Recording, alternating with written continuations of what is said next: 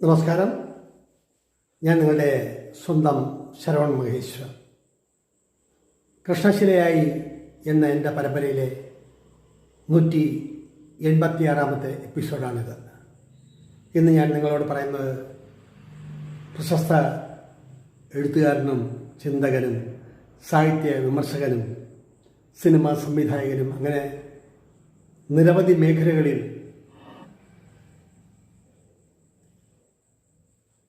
വ്യക്തിമുദ്ര പതിപ്പിച്ച doctor V രാജകൃഷ്ണനെ കുറിച്ചിട്ടാണ്. അദ്ദേഹം താമസിക്കുന്ന ജവഹർ നഗറിൽ വീട്ടിൽ എത്രയോ വർഷങ്ങൾ മുൻപാണ് കേട്ടോ, ഇന്നല്ല, അദ്ദേഹത്തെ ചെന്ന് കാണുകയും എൻ്റെ ഒരു കവിതാ സമാഹാരത്തിന് അവതാരിക എഴുതുന്നതിനെക്കുറിച്ച് സംസാരിക്കുകയും ഒക്കെ ചെയ്തിട്ടുണ്ട്. ഒരു 4-5 തവണ ആ വീട്ടിൽ കയറി ഇറങ്ങിയിട്ടുണ്ട്. അദ്ദേഹത്തിൻ്റെ രീതികൾ, അദ്ദേഹത്തിൻ്റെ എഴുത്തുകൾ ഒരു മികവുറ്റ കഴിവുറ്റ ഒരു വലിയ എഴുത്തുകാരൻ എന്നാണ് എനിക്ക് തോന്നിയിട്ടുള്ളത്. ചെല്ലുമ്പോഴെല്ലാം പറയും, ശരവണ കുറച്ച് തിരക്കാണ്, ചിലതൊക്കെ ചെയ്തു തീർക്കാനുണ്ട്, അതുകൊണ്ടാണ്.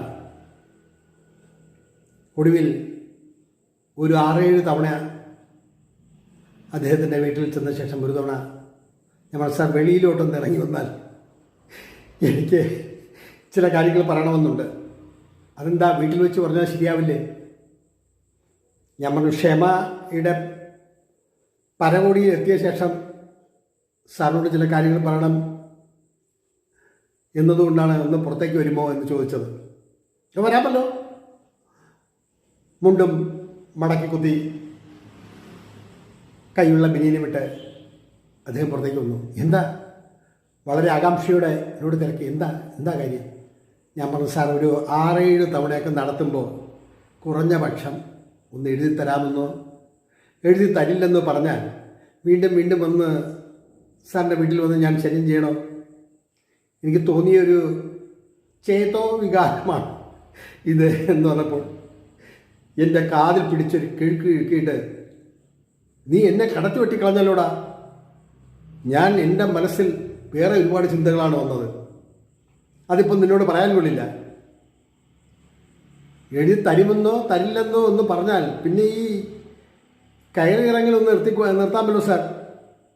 ഞാൻ നിന്നോട് വിശദമായി മറുപടി പറയുന്നുണ്ട്.